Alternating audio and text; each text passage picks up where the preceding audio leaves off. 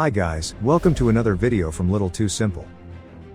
It's true that as content creators on YouTube, we are always in search of clickbaity titles. But this was not the case with the title of this video. Independent of how it looks on the surface, and despite the fact that Apple and Meta operate in completely different niches, with Apple primarily being a hardware and services business, and Meta being a social networking company trying hard to expand into the Metaverse, the paths of these two companies crossed multiple times in the last few years, and every time their paths crossed, it didn't end well for Meta. This time around, Apple did something that challenges the very purpose, or reason, for which Mark Zuckerberg renamed Facebook as Meta, and pushed them into an existential crisis of sorts. What makes this whole situation interesting is the fact that what was just an entry into another product category for Apple has turned into a struggle for existence for Meta. Hope you're sold on the premise of this video by now. So sit back, relax, and join us on this interesting and one-of-a-kind ride.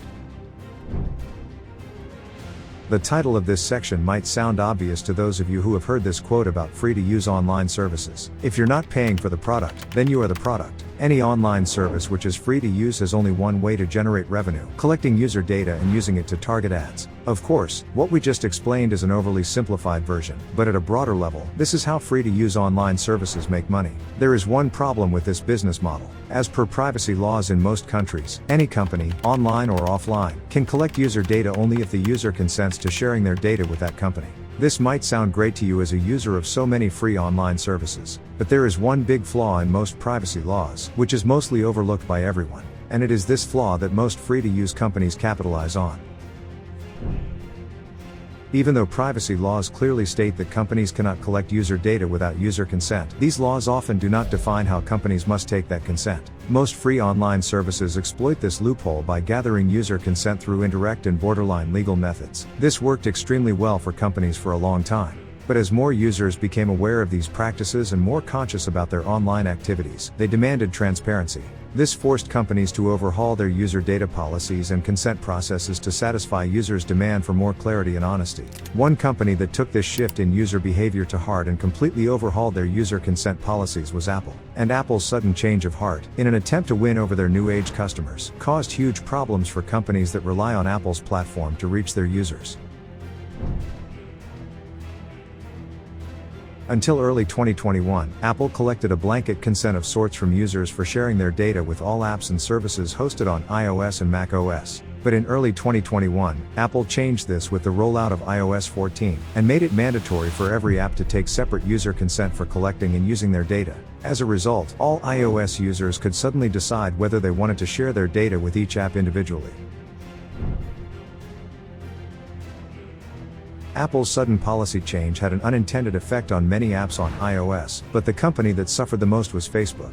To their surprise, when users were given a choice, the majority chose not to share their data. This severely hampered Facebook's ability to show targeted ads, which in turn dramatically affected their ad revenue. Since ad revenue was Facebook's primary income source, this had a disastrous impact on their financials, and their share price went into a free fall for some time. Facebook was left in a precarious situation. All their attempts to recover, including suing Apple, failed. This forced Facebook to look for alternate ways to make money.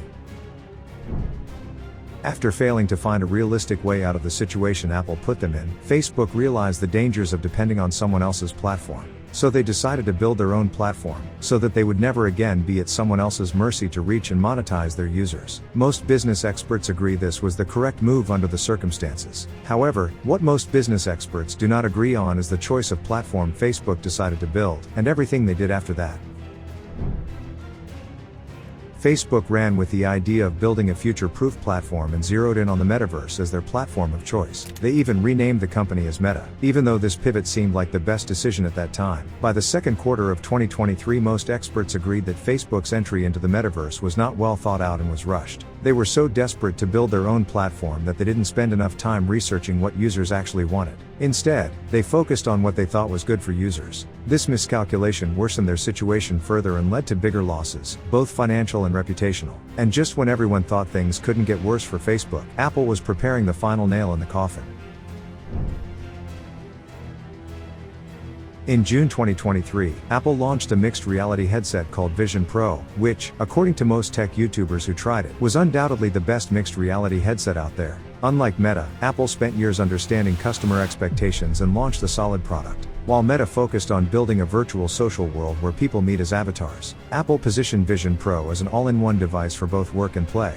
Vision Pro is a laptop, a phone, a TV, a 2D/3D camera, a high-end music system, all combined into one device. Apple didn't stop there. The display resolution of Vision Pro has 20 times more pixel density than any other VR/Mr. headset on the market. Most importantly, Vision Pro doesn't require controllers. It works using your eyes, hands, and voice. Unlike Meta's Metaverse approach, Vision Pro doesn't require avatars. This eliminates risks like identity theft, which could become real issues if Meta eventually creates photorealistic 3D avatars. In short, Vision Pro works like an extension of the real world, intuitive and effortless. As some of you might have guessed by now, Vision Pro is likely to decimate all other R/VR/Mr. companies. Since Meta is the largest among them, they are facing an existential crisis. After watching how Apple's privacy changes ruined Facebook's ad business, and how Apple launched Vision Pro just when Meta was pivoting into the metaverse, it's natural to feel like Apple is intentionally targeting Meta. But once you take a step back, things look different. Rumors of Apple working on a mixed reality headset existed years before Meta even talked about the metaverse. Similarly, Apple's new privacy policy applies to all apps on iOS, not just Facebook. The fact that Facebook was affected the most says more about users' lack of trust in Facebook than about Apple's intentions. Moreover, the playing field today is level. Only the best products and services win. Facebook was the winner a decade ago. Apple is the winner today. And if Apple fails to keep up, it could be some other company tomorrow. Considering Apple's efforts to grow their own business as an attack on Meta does not seem to be the most sensible interpretation. Before we end this video, we want to inform you all that no one on our team uses Apple products, nor are we Apple fanboys. As with all our videos, we have tried our best to present a fact-based and neutral perspective on this topic. We are not biased toward either Meta or Apple. We simply presented the truth as clearly as possible. Thanks for watching, and see you all again in the next video.